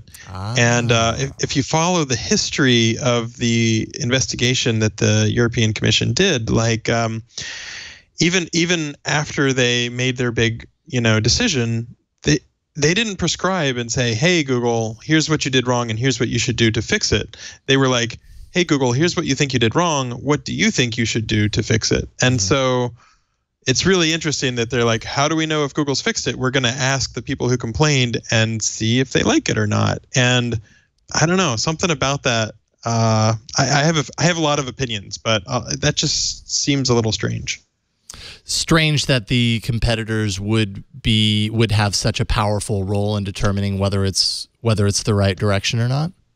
Well, if the final arbiter is whether the people who complained are happy, there was at least one that was funded by Microsoft, and now there's a détente where like Microsoft agreed not to sort of fund some of those anti-Google lobbying groups like ICOMP and that sort of stuff, I believe, and so a lot of those pressures have sort of ratcheted down a little bit, but why should shopping comparison engines show up as opposed to, say, Amazon or eBay? Well, if it was the comparison shopping engines that complained rather than Amazon or eBay, then asking what the right decision or remedy is to the shopping comparison engines, you're probably going to end up with a result that is a little more favorable to shopping comparison engines. And it's a little unclear to me if that's really what consumers want, or if they'd rather have like a place like Amazon or eBay where they can actually buy an object as opposed to comparing and doing another level of trying to look for where things would be. So.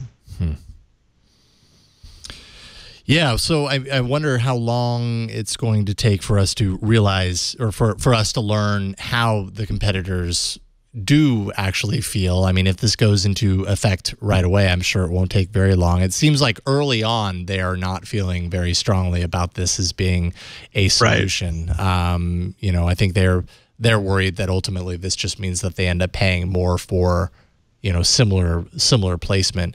I guess what I was saying as far as like, all it does is benefit Google is if Google has the ability, like you were saying, Stacey, of always bidding up to a cap, then no matter what, I mean, technically they could just always do that, right? And right. No matter what, they're always making more than that. And that could benefit Google greatly in that regard. But that would also probably not be that fair. And the people that are judging the competitors would be very vocal about that. So maybe that would be the Who hasn't ever gamed a charity auction just to bid up, the price for your charity? See, that's true. It's the same sort of theory, except not for charity. So I don't know. For Google internal charity, yeah. We'll have to see how it goes. If it is an auction, though, then there is a little bit of an economic incentive to not overbid. So yeah. We'll see how it all turns out. Yes. Before we get to our final ad and then tips and tricks and picks and anything else that rhymes with that, those words, are there any final stories that you wanted to talk about that we didn't jump to? Oh, yes, Matt, go. Yes. calling in from DC. Hi, longtime listener. Just the fact that on the iPhone they are switching to away from Bing to use Google search results in Siri and Spotlight. Like that's a pretty big change. That's another one where I really wish I could be a fly on the wall to hear all the different negotiations and what exactly happened there. Yeah, iOS and Mac OS users are going to now get Siri, get web search in Siri pointed to Google search, not Bing, although Bing will still be the default engine for image search. And then YouTube, of course, will be the default engine for video search. But this seems to be timed with Mac OS High Sierra, iOS 11 coming out. But yeah, that really does seem like a big change. Since the beginning, it's always been Bing, right? I think it was Google for was it for a while? I think it was in iOS. I think Siri might have always been Bing, or right. Apple was tilting it towards Bing for quite a while. So okay. Now, if only the Amazon Echo could sign a similar deal. So it's because when you ask the Amazon Echo a question, you get to Bing, and Bing is not as satisfactory as Google. I don't see that happening, but. Ooh, what happens with the HomePod? Do you think that would go to Bing? Or do you think, because it doesn't have that would be a competing product against Google Assistant, basically. Good question. Did that question even make sense? Uh-huh. It may, yeah. I don't know the answer, obviously. No. I mean, none of us do. I'm not really quite sure what that will mean for the HomePod. When does the HomePod? I'm looking it up right now. December. It comes out in December. Okay. Theoretically. Yeah. That's the stated date for now. Wow. And now that I'm looking at the HomePod, I'm like, oh, the smaller Amazon Echo has the same kind of full body mesh thing going on. They're all going in that direction, aren't they? I don't appreciate the full body mesh, or even the partial mesh that like the Google Home has. I'm just kind of like, Just make it all plastic. Really, just stick it up in the ceiling. Oh just wait, no, I've got it. Just work with my existing Sonos, and then I'm fine. Yes, because I've already got those. Exactly. I know one last one real quick, and then I promise we will get to the ad and tips and tricks and all that kind of stuff. Twitter.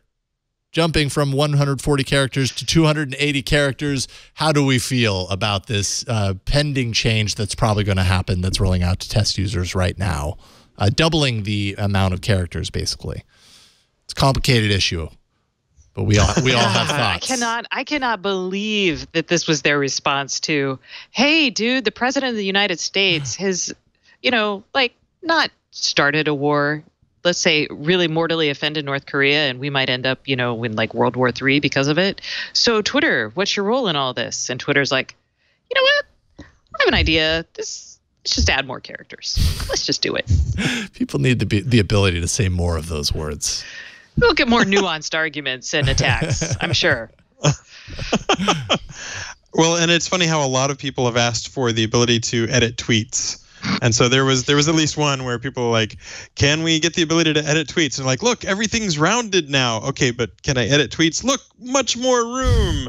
But, was it Frost who said, the whole part about poetry is constraints? Yeah. So it'll be interesting if we're still complaining in a year like, 280 is not enough, or how we'll look at it. I'll be curious. Yeah. Because we all got... we got really angry about the likes or the stars or whatever on Twitter, and now it's hearts or nobody. It was fine. Sometimes it's just change a version. So absolutely, it's change a version. I know I'm guilty of that. When I first saw it, I was like, yes, this is great. How many times am I editing down my, removing vowels and adding symbols in order to make a thing fit into a single tweet? So this will help with that. And then the more I thought about it, the more I was like, wait a minute. Now instead of seeing little blurbs, I'm going to start seeing paragraphs. And am I okay with that? And so I'm really back and forth. I'm trying not to hate it for change's sake, but Twitter did point out that in Japan, the service, many, if not most of the words represented by symbols. So 140 characters means something very different in Japan than 140 characters in the English language, let's say. That felt very much like post-rationalization there. That's like, Yeah, in Japan, they can totally say a lot more because their language is pictograms. Yeah. But if that's 140 words versus 140 characters, and they say only 1% of the tweets there use all 140 characters, I don't know. What percentage of their tweets, what percentage of their users or tweets are sent in Japanese compared to English or Russian or any other? I mean, that felt like, I'm in the marketing team. Here, let's tell them this. We've got this fact that we can throw in there. Yeah, that's a perfect fact for this. Journalists love facts. Great. It's true. It's true. Oh. Yeah, I guess remains to be seen how this what this will do or how much it will actually matter. But you're absolutely right, Matt. It's easy to get upset about things like this and then look back 4 months later and realize, I don't care. Yeah, basically. Oh, did I really get that upset over a service that lets me microblock? Really? Okay. Yep, exactly. All right, let's take a quick break. Thank the sponsor of this episode, and then we'll get into tips, tricks, and picks and all that stuff.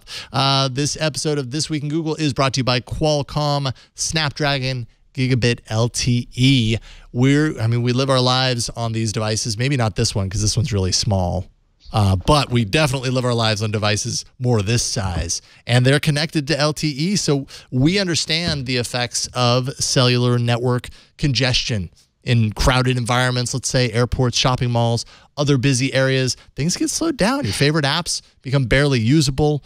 All sorts of things happen when suddenly your bandwidth is cut down for those reasons. And that's why Snapdragon Gigabit LTE was designed to deliver the fastest mobile connectivity and help speed things up in crowded places. With additional lanes for your data to flow on and the ability to squeeze more speed from each LTE connection, Snapdragon Gigabit LTE is like driving on a much wider, much faster data highway. Average LTE download speeds are up to 7 times faster than typical home Wi-Fi. And it can turbocharge all of your connected apps as a result. You can stream 360-degree videos in YouTube VR in 4K resolution with minimal buffering or stuttering on the train or wherever you happen to be. Will you be doing that? You can if you want to. Access all of your files in the cloud nearly as fast as you would if they were stored on your phone. That is what they're always driving for with cloud storage. You want it to feel like it's a local connected drive, and here you can do that. Download hours of movies or music in a matter of seconds. You can also load Android Instant apps, and it happens like true to the word. It happens instantly. It happens instantly because it has the bandwidth to do that with. Make the most of your unlimited data plan. To learn more about faster network connections in crowded places, visit snapdragon.com/gigabit. That's snapdragon.com/gigabit. And we thank Qualcomm Snapdragon Gigabit LTE for their support of This Week in Google. Great to have you guys on board. Okay, it's the tips time. Stacey, let's start with you. What you got? What's your thing? So I don't have a thing because I'm traveling, and many of my recent things have been installed / they don't fit in suitcases. So instead, I have a great book for you guys. So this is a science book. It's about the 5 previous extinctions. So we probably know about like the Triassic extinction, where not the dinosaurs. Was that the dinosaurs? The Jurassic was the dinosaurs. Anyway. Okay, I did read this book. I promise you guys. And it's basically like a geology book, but it's written really well. Peter Brannon is the author, and he does a great job making the subject both accessible but interesting, and then also relevant for today, because it talks about, my gosh, the overarching, I guess the elephant in the room here is climate change and what we are doing. Are we heading towards the next big extinction? And I just, as a sciencey kind of person, I really enjoyed it. As a writer, I enjoyed his writing. I'm going to tell you guys, though, that my husband tried to read it, and he was like, but he reads more like Malcolm Gladwell business books that benefit him. So this is probably more like, if you're intellectually curious about things, it was a fun book for those people. So. Does it make you wonder if the world is going to end? And if so, is that fun? I'm here at a security conference right now, so I'm like, the world, it might end, but we might all just screw everything up before that. And There's a million reasons this could all go wrong. Don't just think it's just the world ending. It's all these other reasons too. I'm like, in geologic time, is the world going to... In a way, it was kind of comforting because, the world actually ending because of our climate change and like mass species extinction, actually, this is going to take like 1,000 years, So that's oddly comforting. We might be really unhappy for the last 600 or even 800 of it, but, we'll still be here. But at least we'll still be here. We might not want to be here, but we will be. That's something and we'll positive. We'll be tweeting 280 characters at a time. Thank you very much. Yes. At some point, we'll that'll get more space to talk about our feelings of existential dread.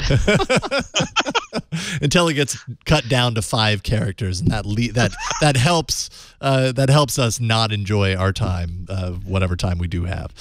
All right, excellent. So that is the ends of the world. Volcanic apocalypses, lethal oceans, and our quest to understand Earth's past mass extinctions. If you want to check it out, there you go. There it is on Amazon. Is there an audiobook? Yeah, there's an audiobook. So you can listen to it as well. That might be fun to read. That's right down my alley. Matt, what's your stuff? Okay, I am going to go from mass extinctions to a story of hope and happiness, which is there's a lot of stuff in D.C. that people have opinions about, but everybody in DC that I've talked to really thinks that government could do better at technology being more effective and more efficient. And so one of the projects that we've worked on is called vets.gov. It's a one-stop shop where veterans, or if you know someone who's a veteran, please let them know about it. You can discover, apply, manage, and track your benefits. So everything from pension to burial benefits to GI Bill comparison tools. And we just passed a really big milestone. 250,000 plus veterans have applied for healthcare benefits through this site. Nice. It's really wild because previously they would often have to use a paper form and they would have to wait over 100 days on average. Now half of them get information within 10 minutes. So I want to use this as a slight pitch to just say, if you are listening to this podcast, if you're watching right now, this is a small team of people who by building a web form were able to get more veterans their health benefits. We've also got specific projects where we're trying to make it so that patients and doctors can have better health care. So not just paying for the number of tests that they do, but actually the quality of care. How often do people come back to hospitals?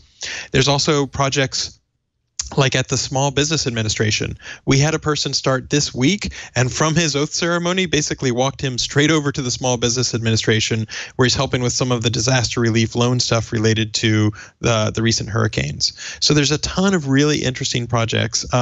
Even soldiers, if you're moving across the country, if you have a change of station, that can be really stressful. Trying to make that a more seamless, better, more efficient experience is something that's really important. So whether it's something like bug bounties. The federal government didn't have any kind of bug bounty until last year, and the U.S. Digital Service, specifically starting at the Pentagon, ran the very first one. So if you have skills in, site reliability engineering, engineering in general, software engineering, if you are a designer, if you're a product manager, consider doing a tour, 6 months, maybe a year at the U.S. Digital Service, because there are a lot of great projects to work on and some really interesting things to tackle as well. That's my pitch. Oh my gosh. Matt, a couple weeks ago, my husband sent me a chat and he was like, Stacey, you should talk to Matt Cutts about using IoT in the U.S. government, because I believe you tweeted about having your Veterans Affairs stuff attached to like a Raspberry Pi and a dashboard that's like showing people. Yes. So I was really excited. I was like, oh, I should talk to him about using IoT in the government. So this sounds very cool. Yeah. There's a lot of really interesting projects, and even though the work is often hard, sometimes it's frustrating and sometimes the projects don't work out. Like, I'm not going to sugarcoat it, but at the end of the day, you go home and you're like, okay, something got better, not just for 10 Americans or 1,000 Americans, but often 10,000, 100,000, a million Americans. And that is something that you can feel really good about. So there's all kinds of interesting projects and hard problems to solve, but also leveling up your skills, working with different parts of the government and partners at different agencies. It's been a wild experience, and I'd recommend it for anybody to give it a try because you can really help a lot of people. Wow. Awesome work. That sounds fantastic. My dad is a veteran. I know how challenging it can be at times for veterans in a lot of these facilities. So fantastic work, and that's got to feel good for you, man. Considering what you're doing, I know you did a lot of really great, cool things for an insane amount of people at Google, but I don't know. At some point, it's nice to kind of get that higher purpose. You know what I mean? To be able to really touch people's lives, and I'm sure that's exactly where you're at right now. What you're experiencing. It's great to work with the teams. They're inspirational, and just coming into work every day, it's a pleasure to work with them. So. Yeah, right on. Excellent stuff. Vets.gov. Mine is, well, for those of you who have a Google Home, you probably have been asking, I know I was probably from day one, why you couldn't set reminders on the Google Home if you could do it in Assistant, because you're in your kitchen, you're doing things. It's like the ideas of what you need to do come to you when you least expect it, when you're busy doing something else. You're doing the dishes, you're zoning out, and suddenly you think, oh, I need to do that thing. I'll totally remember to do that thing. And then you end the dishes, and then you realize you didn't remember to do that thing when it's too late. Now you can set a reminder on your Google Home, and I worked with it yesterday a little bit, and it works really well. You say, okay, G, remind me at whatever time to do this thing, and then it asks you to confirm it. You save it. Once that time hits, your Google Home will like go, ding. It lets out this little chirp for you. And it says, I have a reminder for Jason. And so then if you look at your Google Home, you'll see this single LED light is permanently lit on the top. It's like a notification dot. So that tells you have a notification waiting for you.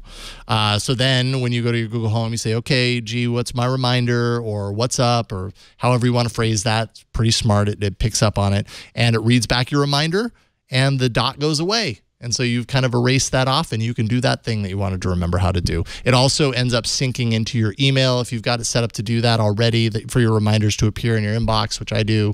Also appears in your notification shade on your Android device. So it's a great way to fire off a reminder. Finally, you can do it with Google Home. They just rolled that out a couple of days ago. And I think it's pretty much working on all Google Homes at this point. So check it out. It comes in really handy. That's that. If you didn't know, now you know. And that, I think, for the episode is that as well. This was a lot of fun, you guys. Thank you so much for coming on and making it easy for me. I appreciate it. This was a ton of fun. Yeah, no, and there was a lot of news to talk about too. Yeah, I know. I love it. I love coming on This Week in Google and having like this huge dump of Google news and not having to go too far out. And I think Amazon I also kind of put into that category with Echo. There's a lot of crossover there, so that qualified. Matt Cutts, tell people where you want everyone to kind of follow the awesome work that you're doing with the U.S. Digital Service and beyond. Yeah, thank you so much. It's the U.S. Digital Service, which is just usds.gov. And if you go to usds.gov/join, if you're someone in the tech industry, you don't have to be in Silicon Valley. If you have, some hard-won skills about deploying software, we would love to have you. So that's usds.gov. Read about it, learn about it. You can click on the Our Work tab and see the sorts of stuff that we've done, the sort of projects we work on. And then if you want to join, it's just /join on that website. Piece of cake. Right on. Thanks, Matt. Thank you. It's always a pleasure to get to talk to you. Thank you. And of course, Stacey Higginbotham, repeat almost weekly, not last week, but that's okay because we got you on this week, host of this show. So you're going to catch her. I'm sure you're going to be on next week, right? Talking about all the Pixel news. Oh, heck yes. Oh, heck yeah. Cool. Well, I can't wait to hear that. Tell people what you want them to know. Where do you want people to follow everything you're working on? Oh, so I do the Internet of Things podcast. You can find that at all fine podcast establishments. And I do Stacey on IoT. That is my website where you can sign up for my newsletter, which comes out every week. It's super fun. Right on. And follow the IoT journey with Stacey. I'm sure probably going to have some things on the Amazon announcements in there as well. Cool stuff, Stacey. Thank you. Always a lot of fun. We do this show, well, actually more like Leo, Jeff, and Stacey do this show usually every Wednesday, 4 p.m. Eastern, 1 p.m. Pacific, maybe more like 1:30, depends on the day of the schedule. It is always 1:30. Always 1:30. Okay. All right. The page is a little different. So I'll just say 1:30 p.m. Pacific, 20:30 UTC. If you want to watch live, you can always do that. twit.tv/live. Or if you want to get it in your podcast aggregator of choice, or go to our site to get it, just remember twit.tv/twig, TWIG. Go there. You can find all the options, all the different ways that you can subscribe, audio, video. Start with episode 1. It's only going to take you 434 days to catch up. Not including any new episodes that record during your time of starting from episode 1. But you can do it if you like. Make sure and let us know if you do that, because we want to know. I'm Jason Howell. I'm always happy to get the chance to hop on here. You can find me at Tech News Today, of course, the daily show that I do with Megan Maroney talking about tech news. Also All About Android every Tuesday, where we talk about Android stuff. Makes sense because of the name, and a whole lot more, but I'll be all over the network, and I'm always happy to get the chance to hop on This Week in Google. So thanks for having me, and the gang will see you next week on another episode of Twig. See you then.